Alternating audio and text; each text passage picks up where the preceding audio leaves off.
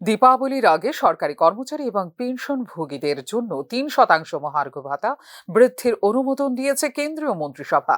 এর আগে কেন্দ্রীয় সরকারি কর্মচারীদের মহার্ঘ ভাতা ছিল ৪২%। কেন্দ্রীয় সরকারের প্রস্তাবিত ৩% বৃদ্ধি ডিএ এবং টিআর বাড়িয়ে ৪৫% করবে, যা কার্যকর হবে ১ জুলাই ২০২৪ থেকে।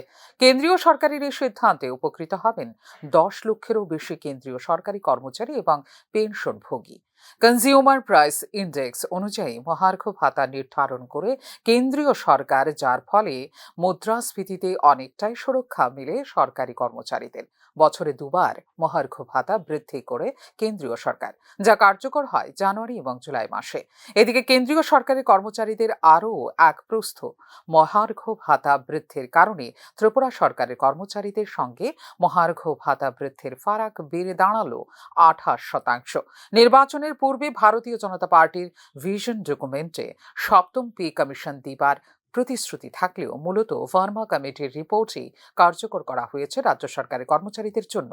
এক্ষেত্রে ভার্মা কমিটির রিপোর্ট কার্যকর হবার সুবাদে মহার্ঘ ভাতা, increment, medical allowance, house rent, CA প্রতিটি ক্ষেত্রে কেন্দ্রীয় সরকারের সঙ্গে এমনিতেই বিস্তর ফারাক রাজ্য সরকারি কর্মচারীদের।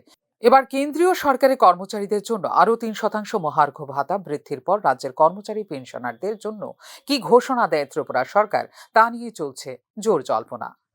ফিউরো রিপোর্ট, নিউজ নাও।